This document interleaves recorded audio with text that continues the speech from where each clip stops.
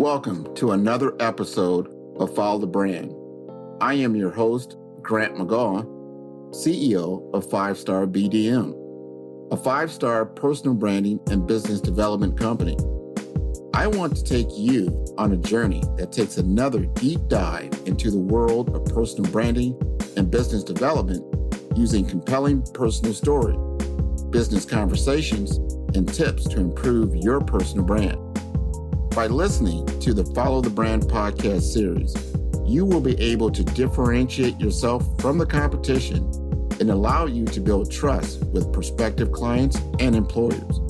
You never get a second chance to make a first impression. Make it one that will set you apart, build trust, and reflect who you are.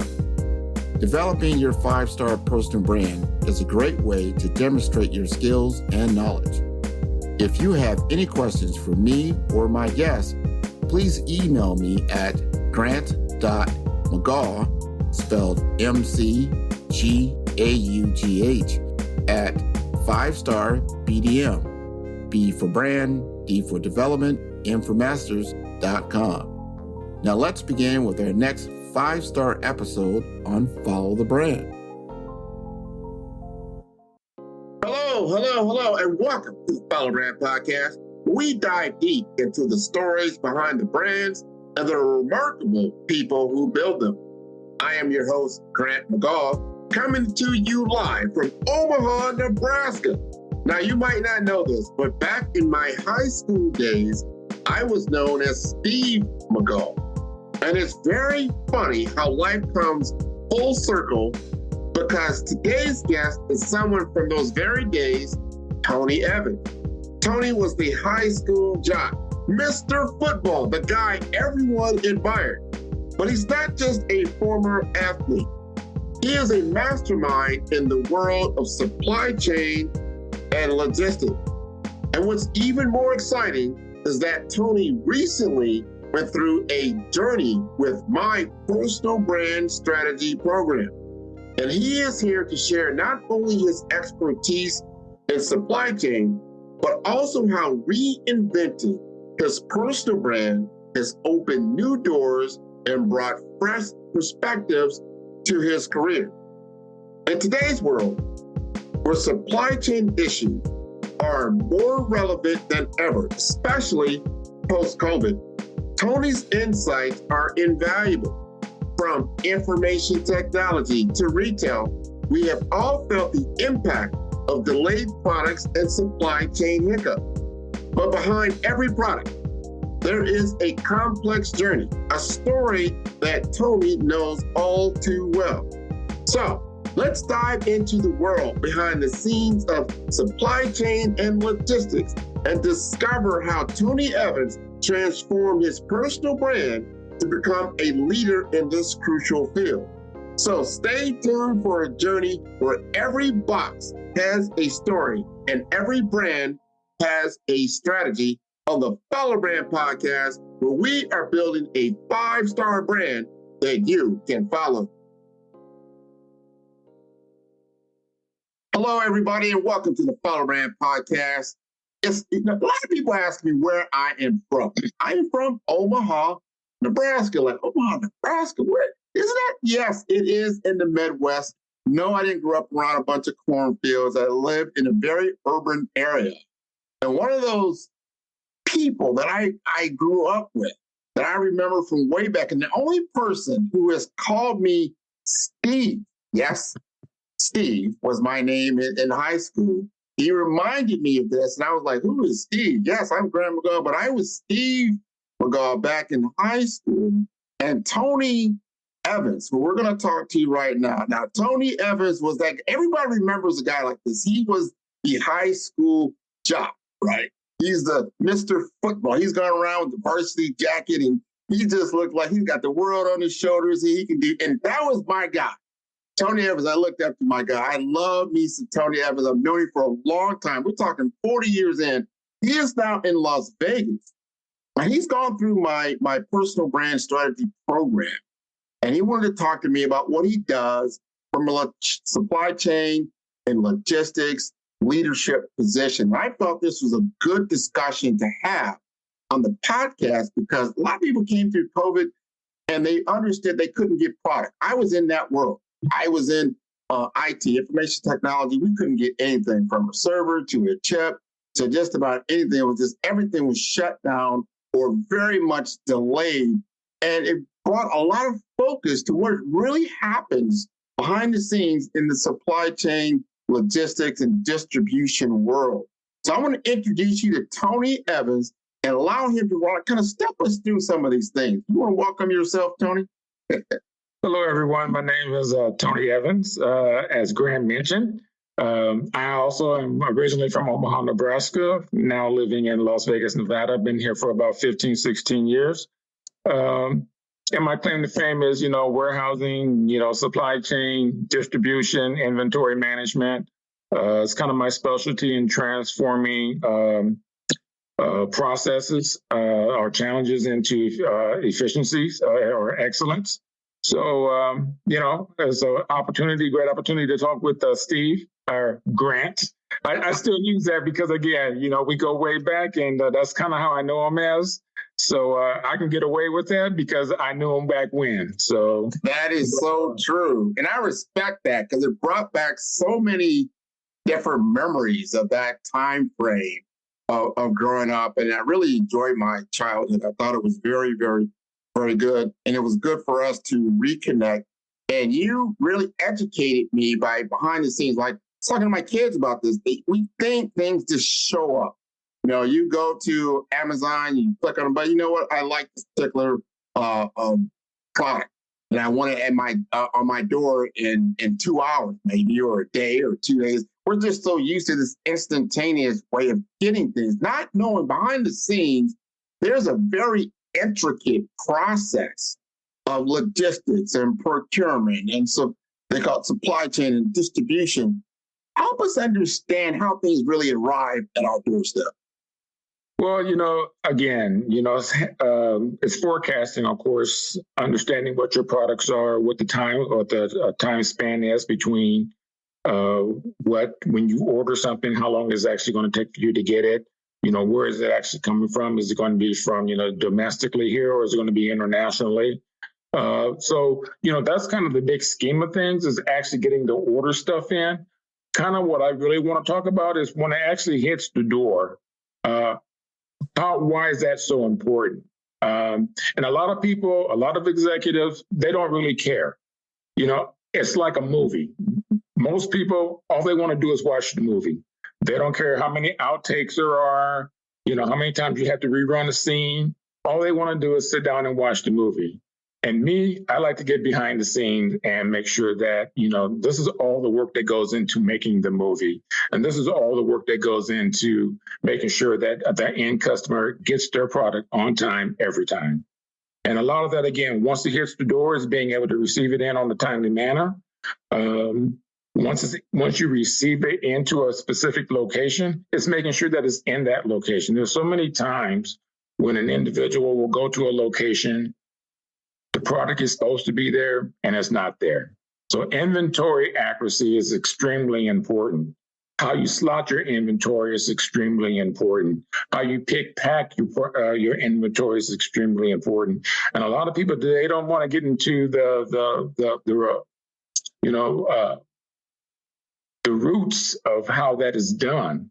And there are a lot of ways of doing that. I believe that one of the most efficient ways of doing that, again, is having expectations, having the product where it's supposed to be, having the people, understanding that, these are the things that we need, that we can control, and have them control those things also and stuff.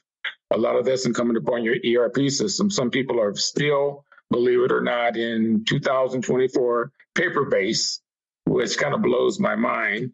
At one point when I was with the company, in the gaming company, we started with, a paper-based. Our inventory accuracy was only 24% inventory accuracy. So you go to that shelf expecting something, wasn't there.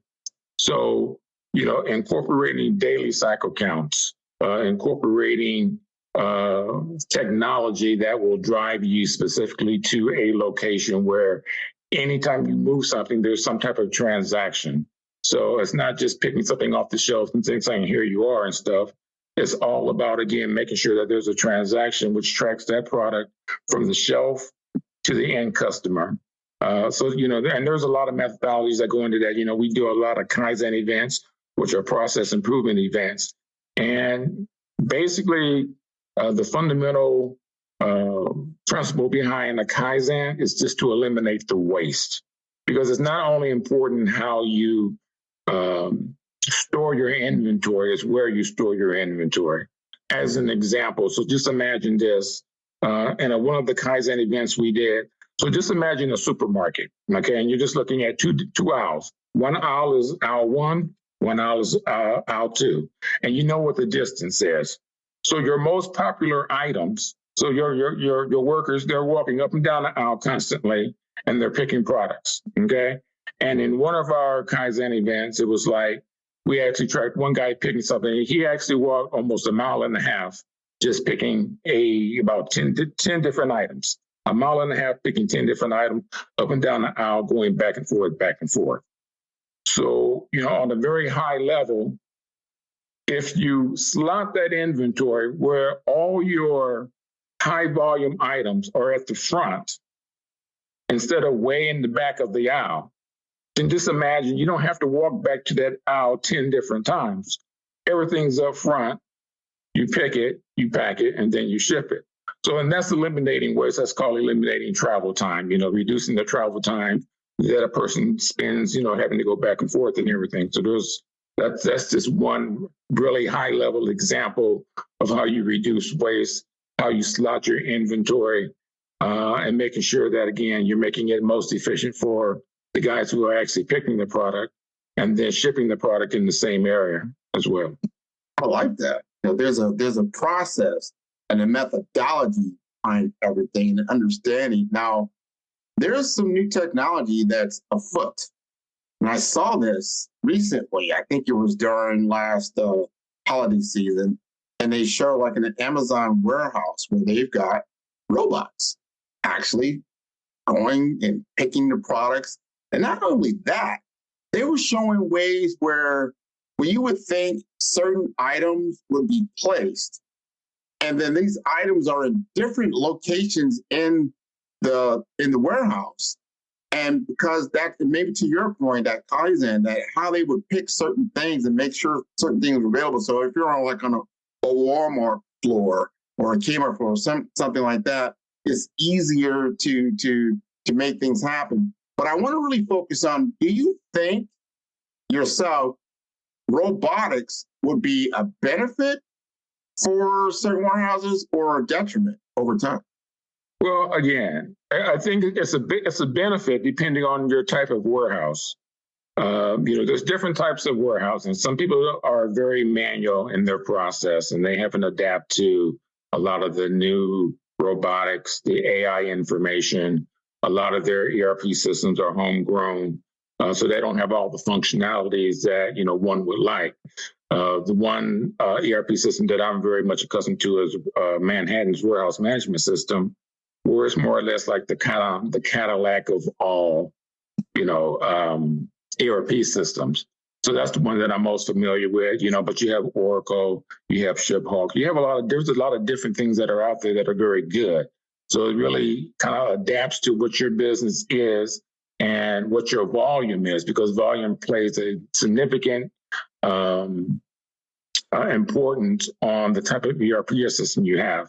If you're really high volume and you're putting out thousands and thousands of orders a day that you have to pick, then, robotics is very important stuff. But if your volume is probably less than 1,000, you probably don't need to go that high in terms of, what your methodology is or what your picking process is. You don't probably need robotics.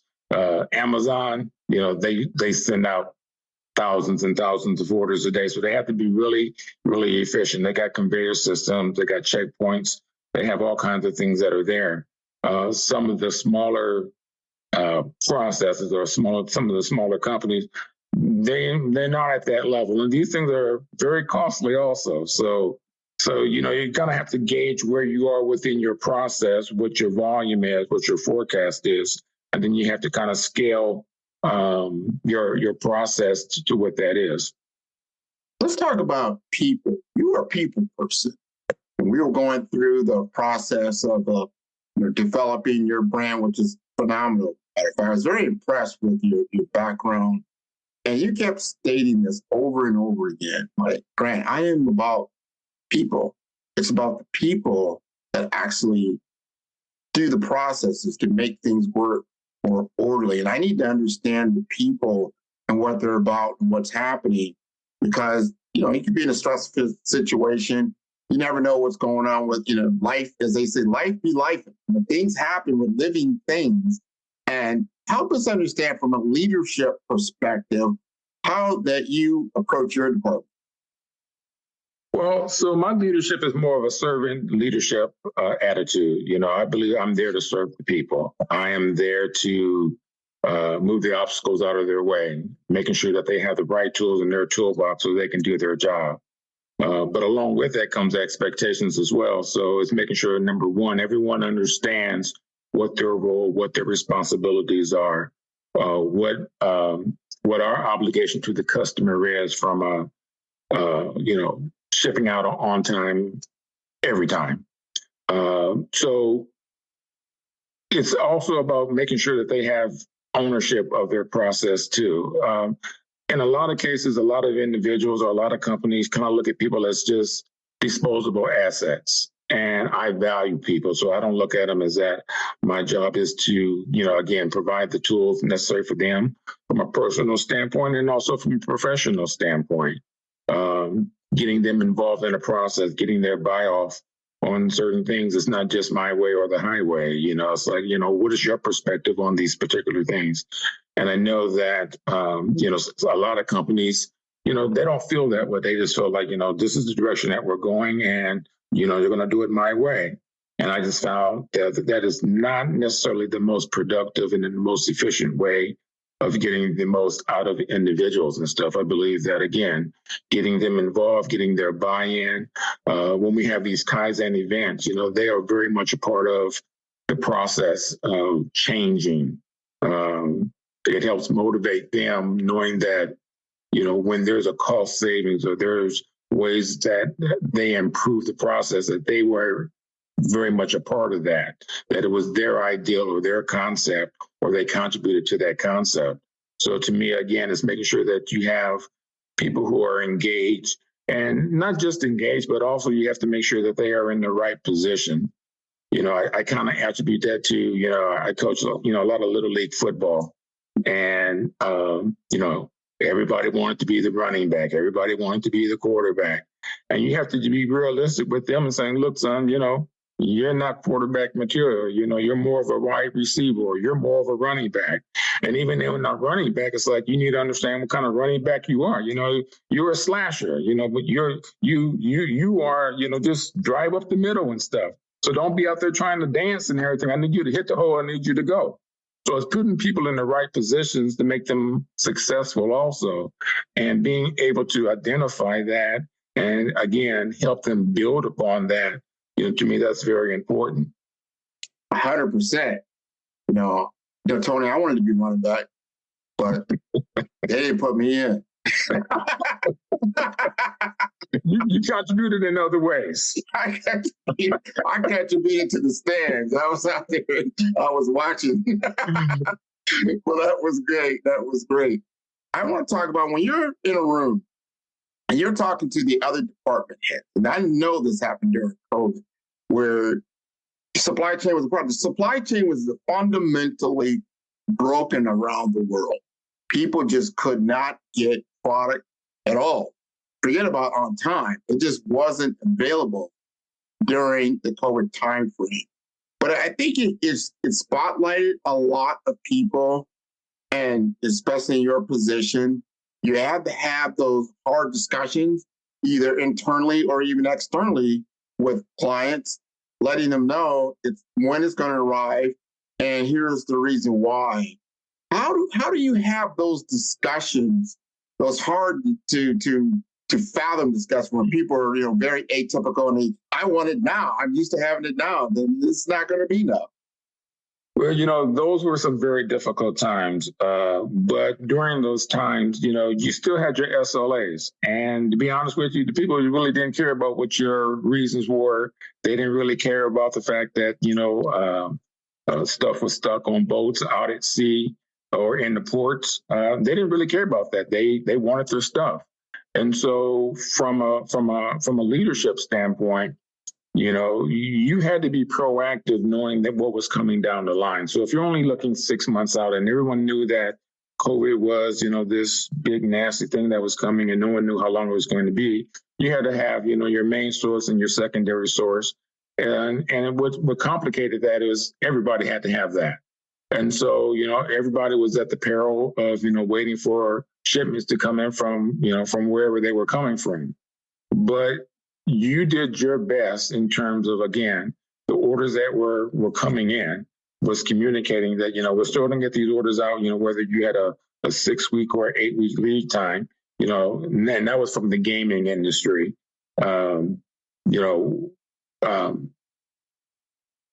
It took us about 6 weeks to actually, when the order came in, for us to push an order out. From the supplement industry, it was, same day. So you had to make sure that you had the products on hand and stuff. And then, our procurement team did an excellent job of just, in advance procuring more than enough that what we actually needed. So we didn't really run into that particular type of issue because we had the foresight to know that, again, the stuff that a lot of our stuff was coming, from overseas. So we, again, prepared for that. We overstocked a lot of it. Which caused other problems in terms of how we're going to store it and where we're going to store it. But it was a good problem to have in that particular circumstance.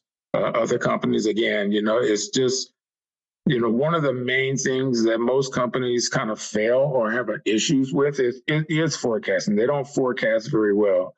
And I would say that's probably one of the main weak points in the supply chain is people don't necessarily forecast very well, or they don't anticipate, if there's going to be some kind of different sale that's coming on, or, some new product introduction, or again, things like COVID can happen and stuff. So it's being able to look out, far enough that you have the opportunity to recover. You have secondary and sometimes tertiary sources available to you.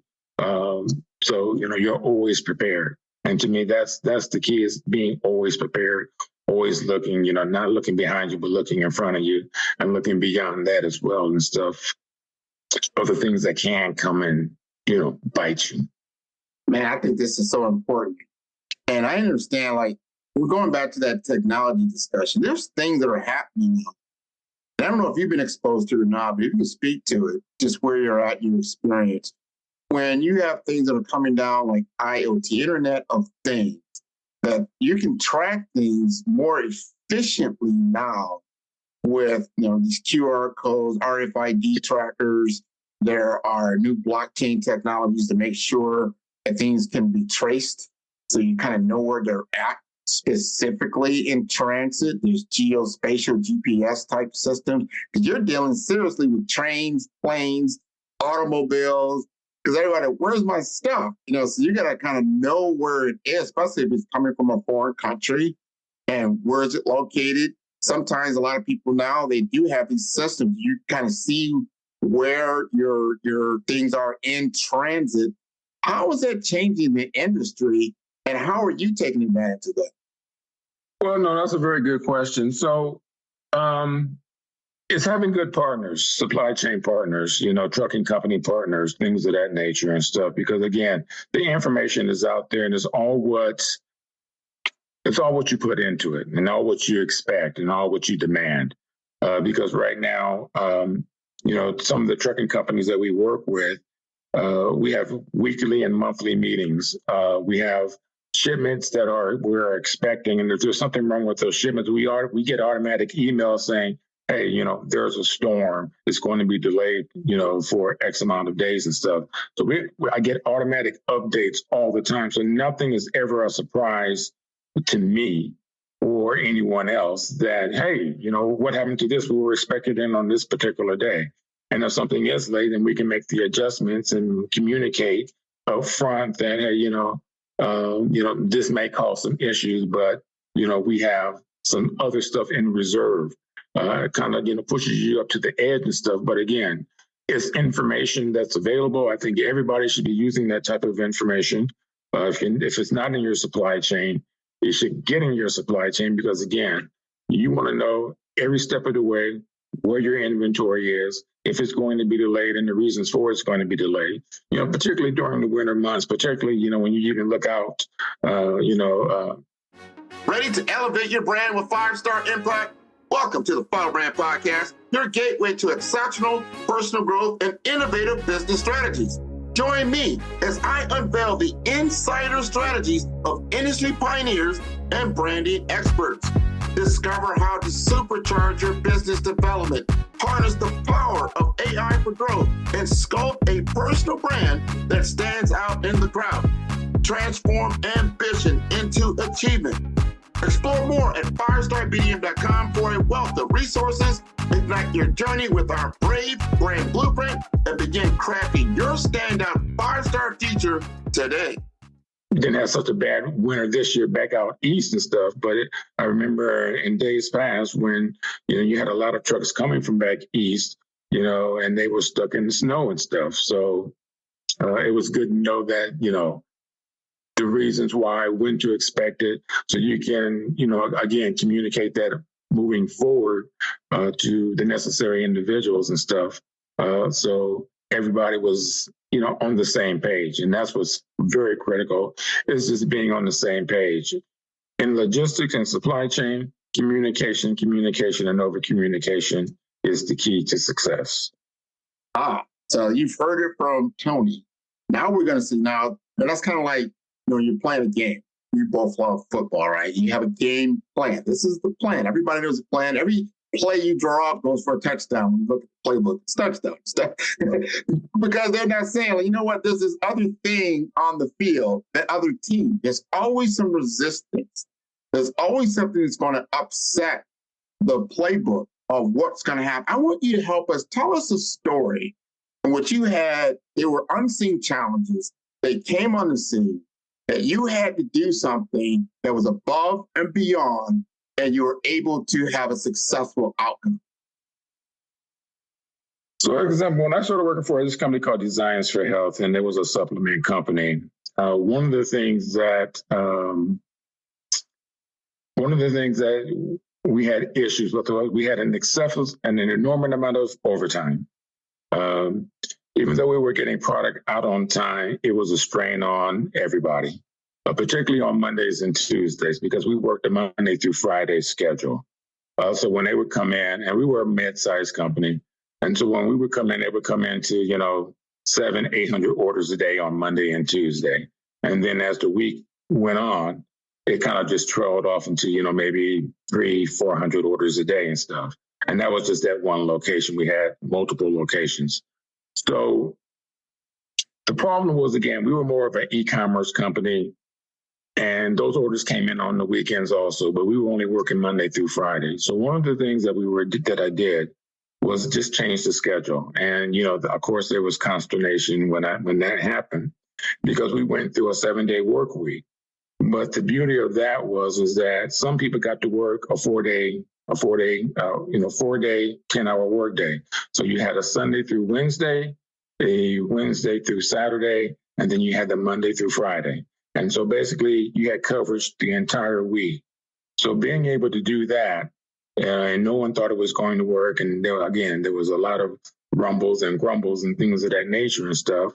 But they found out that, number one, when they came in on Mondays and Tuesdays, it was just another day, because they didn't come into 800-900 orders and stuff. They came into standard orders, 400 or 500 orders is all week long and everything. So that was a comfort to them, that they didn't dread that. They didn't dread that, because, again, we had people working the weekends. We level loaded the workload. We streamlined, again, do a lot of other different kaizens. We made it a lot more efficient, more sustainable. And, everybody was happy about it. Some people were working there, again, only 4 days a week. even though it was 10 hours a day. To them, that was a payoff for them to have that extra day off. And some people just like to work in the Monday through Friday. So they maintain their, their 5-day work week, 8 hours a day. The overtime actually disappeared. And, we were a lot more profitable. We were the people were a lot more happy, just from, again, just making a change that sometimes people are against change, but change is for the good. And I would always encourage everybody to embrace change. Don't be scared of change, because, again, that is one of the things that, can drive success. And, in doing so, bring the people along, let them communicate to them what's happening and why it's happening and how it's going to benefit them in the long run. Man, that's a great story. That shows, and you had to talk to your senior management. So there's a lot of, at stake there. When you're moving things around, it's your resource. You had to get in there, talk through all of that. Now, were you doing financial projections? I mean, how did you sell that to the company to get them to buy in? Well, they've been looking for something because, again, they knew that they were struggling also. So, and they didn't know how or why it couldn't happen. They didn't know how to do it, or no one came up with a solution of how to do that. So, again, when I came in, just basically, again, I think one of the things that one of my superpowers is being able to look at a process, identify what the problem is, and then fix the problem. So it wasn't so much that it had to be sold to anybody. It was just like, hey, we're glad that somebody has at least an ideal that we can at least try and attempt and everything. And along with that, again, the projections of, reduced overtime, the cost savings of that. And actually, we were able to do more with less as well. Man. And then we, allocate those other resources to other aspects of the business where we didn't necessarily have to hire anybody. We just filled them with, again, reallocating resources. So it was a win-win across the company, big time. Well, that's a big feather in your cap, but you saw the company dilemma and you came in and did what you needed to do. You saw the problem, you saw how you could solve it, and you roll the dice and look, we can do this staggered schedule. We get people on board, but you had to have buy-in. You can't just do it all by yourself. Everybody's got to buy in on this and then execute on the idea. And at the end of the day, you see better employees, better drop to the bottom line. And, it seemed like a happier workplace to be in. So I think that's great. Absolutely. When a day becomes just another day, that's a beautiful day. Simple as that. There you go. You said it. In the supply chain world, you don't like to have those upsets when things go differently. But I understand things happen. You lose power at locations. Now, you said something, I want our audience to understand that you're managing not just one location. A lot of times you've got locations in other parts of the country, possibly in another country of itself. How do you, as the department head, understand, because you have different situations in different locations and you have to solve them in different ways? How does that work?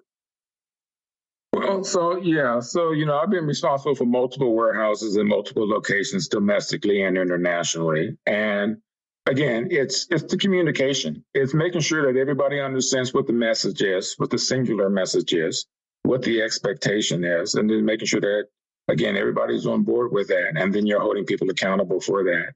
And I think that accountability is the core to success as well. You have to set the standard. You have to, try to, exceed the standard also. But again, it's making sure that everybody understands what that is. And then, you have your daily, weekly, monthly meetings with everybody. You establish what your metrics are, which is extremely important because that's going to tell you, how healthy your business is. If you don't have metrics, you need to develop metrics, your on-time metrics, your inventory accuracy metrics. There's all kinds of metrics that are out there and stuff that a company should govern itself by. So exactly, and you share that not just with yourself, but you share that with them also. You put boards out, portable boards out there, so it's readily available so everybody can see how well that they're doing. You know, in the past, a lot of companies wanted to keep a lot of that information to themselves, but to me, it's important for the people to understand exactly, you know, how they're doing, how they're being measured, and, you know, being able to see on a daily basis, on an hourly basis, if I'm going to have to do overtime, are we hitting our goals? Are we not hitting our goals? And they take ownership of that and they take pride in it to make sure, again, that they're hitting those daily metrics also. Let me ask you, this is because some of my supply chain people, they're going to want me to ask this because other departments affect supply chain, meaning like procurement. And what I mean by that is that, let's say you had a certain product that you had been sourcing for a long time and it's been working great. You knew the scheduling and you had a relationship with the vendor of choice. And then all of a sudden you find out that someone else is now choosing a different vendor. You know, we're going to go a different way. You may or may not know about that particular choice. So it's a whole new package and you got to start all over. And all of a sudden now you realize they dropped the ball. I mean, they're not very good in their communication. They're not very good on their shipments. They're just very unreliable. How do you now have those hard discussions to let people know what the situation is? Well, you know, they can be hard, but they don't have to be hard. So again, when you're establishing, you know, vendor relations, you know, there should be a scorecard. And as long as you're, you know, holding them accountable to the scorecard, there's not much to say if they're not, you know, measuring up. You just say, this is a scorecard. You know, they're not giving me my stuff on time. You know, they've fallen below this threshold. We need to do something about this. So the results speak for themselves. So it's not something that you have to get and you have to, you know, start banging heads with anybody. It's a matter of, again, this is the company. You know, this is the company objective. These are the goals that we set for our vendors. These are our expectations. Are they meeting them or are they not meeting them? And if they're not meeting them, then again, the results speak for themselves. And then you have to make the necessary adjustments and have that conversation with the vendor and saying, look, you know, this is what our contract says. You're not living up to the contract. So, you know, this is what we're going to do. Either put them on probation, start sourcing from somebody else. And generally, again, when you have that vendor, customer vendor relationship, and they understand that, you know, things usually work out well and stuff. So it reduces any confrontation that that one might perceive that's necessary. Because again, communication, understanding what the expectations are, and everyone is on the same page. I like that. And you set the expectations early. That if you're going to do business with us, here is the criteria, here's the process, here's our scoring arrangement. This is what we're looking at. And if you don't meet these metrics, these are the steps that could be taken. So you know all this up front. So there should not be any angst around the communication because it speaks for itself. I've heard you say a couple of different things tonight as we have spoken around leadership, around measurement, and around accountability. I like those things. And it shows that you look at things from a whole holistic view and that you can now manage from a very secure point because you know exactly where from the beginning to the end. This is how we started the discussion. You're writing a book. In fact, I don't let the audience know that. Tell us just a little bit, first of all, about that book and why it was important for you to write. So the book is called, I'm glad you brought that up. The book is called If This Box Could Talk. And it's kind of centers around some of the conversations that we're having now. Whereas, again, people don't understand or appreciate how a box actually gets to them. They don't care about the movie. I mean, yeah, they don't care about what it takes to make a movie. They just want to sit down and watch the movie. So it's the same thing if this box could talk, you know. What are the intricacies of how do we get this box to the customer on time every time? How do we pick it? How do we pack it? How do we make sure that, you know, we're using the most efficient way of shipping it to the customer? So the book just kind of goes into the details of, of how that process is from, again, if you have a traditional warehouse or if you have a manual warehouse, or if you have a very automated warehouse, using dashboards, using, going paperless, using handhelds that will basically, all you need to do is to scan and it's going to take you to each location in an orderly fashion and stuff, making sure that your inventory is slotted in a manner that, I'm not having to go up and down the aisle 5 or 6 times because, my top 100 or 200 items are, right here in front of me. And all I have to do is just pick it, turn around and, give it to the guy to ship it out the door. So, those are the things that are very important and stuff. And that's kind of what the book is about, is, again, how do we be as efficient as possible? And how do we make sure that it's sustainable? And then, again, it's not just living and resting on today's laurels, but how do we get better tomorrow and stuff also? That's very important. I like that.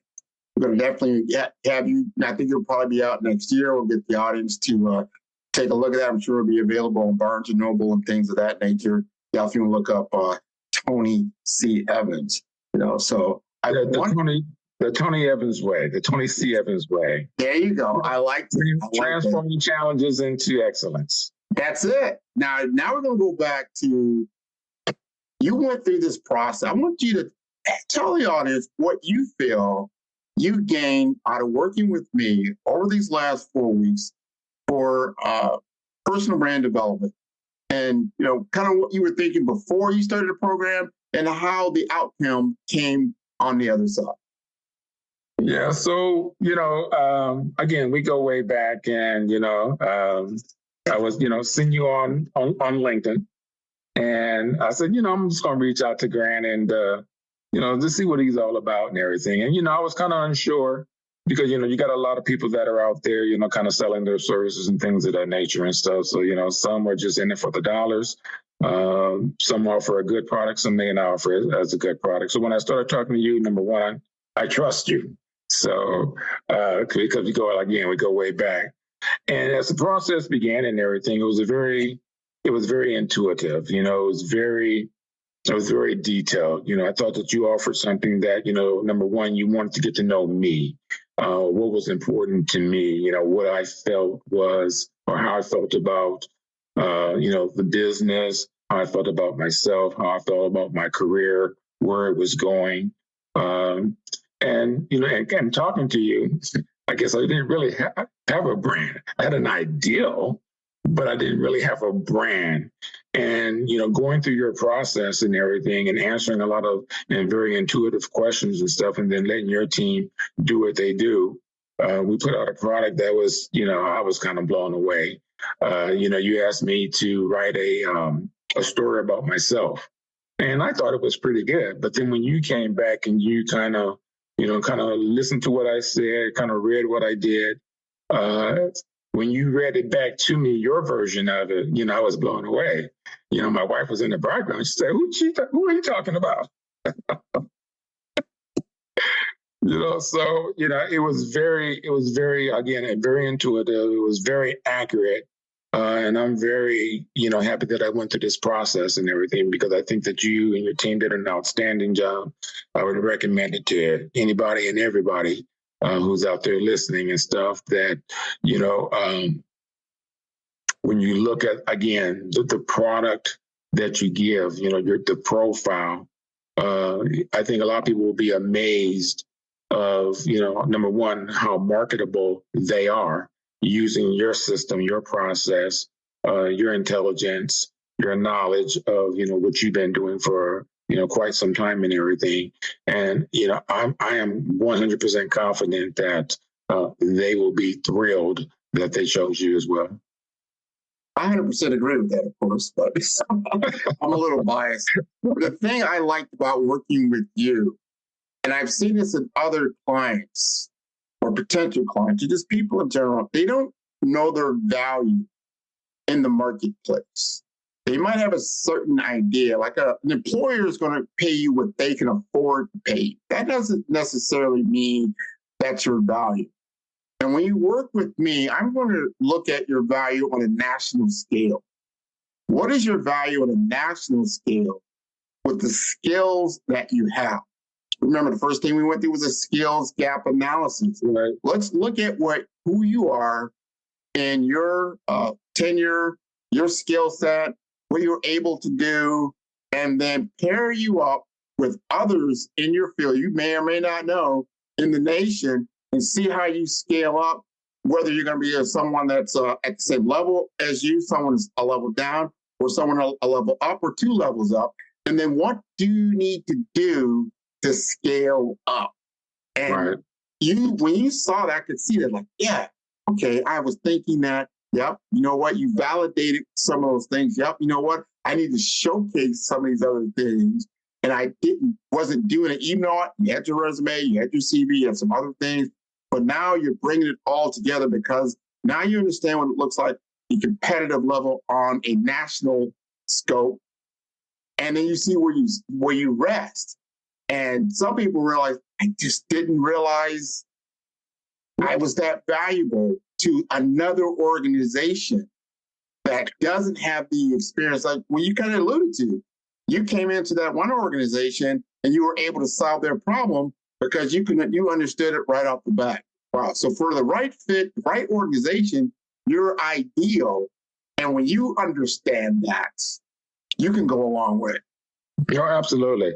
And I think what a lot of people will gauge from this also is, you have a lot of people who are very intelligent out there and they do a lot of business and they understand the business. And, like me, we do SWOT analysis and things of that nature from a business perspective, but I never thought about doing it for myself. And that's one of the things that you did. And I was like, I never really equated doing a business analysis to a personal analysis. And you brought all that together and everything. And I thought that was really dynamic because it exposed a lot of my characteristics that, again, that were more or less hidden or I wasn't using to its fullest potential.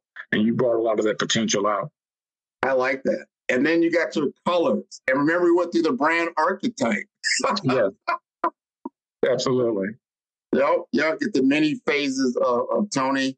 And I encourage anybody that's interested in the personal brand, I call it the Brave Brand Blueprint Strategy, especially for personal branding. I do it for businesses as well, is that you will get a good in-depth study. You're going to get a step-by-step process in which you can elevate your brand over the next, however you want to institute. I always say the biggest problem I had usually with clients, they don't implement. You've got to do the work. And you know that as Coach Evans, like, that football ain't gonna move itself. No, that's true. That, there's, a lot of people want to be able to, things handed to them. And the roadmap is handed to you. You just have to follow the roadmap and do the work also and stuff. So there's still some work that I need to do. So, but I'm definitely further along than I would have been without you. So I definitely appreciate your efforts, you and your team. I think you've done an outstanding job. It's a fantastic product. And again, I would recommend you to everybody that sees this and listens and stuff. Well, I thank you, Tony. And the audience, how do they get in touch with you, especially the people out there that have supply chain issues? Like, I need Tony Evans on my team. How do they get in touch with you? So again, you can follow me on my LinkedIn. Just look up Tony C. Evans and stuff on LinkedIn and stuff. Or, my email address, tcevans at 912@yahoo.com. So those are the best ways to reach out to me. Excellent. And your audience can reach out to me at 5-Star BDM. That is the number 5. That's star, STAR, B for brand, D for development, infomasters.com. This has been wonderful, Tony. Can't wait to see you again, hopefully in Omaha, Nebraska. Absolutely. Omaha Day. Omaha Day. That's right. Thanks for joining us on the Follow Brand Podcast. Big thanks to Full Effect Productions for their incredible support on each and every episode. Now the journey continues on our YouTube channel, Follow Brand TV series. Dive into exclusive interviews, extended content, and bonus insights that will fuel your success. Subscribe now and be a part of our growing community, sharing and learning together. Explore, engage, and elevate at Follow Brand TV series on YouTube. Stay connected, stay inspired. Till next time, we will continue building a 5-star brand that you can follow.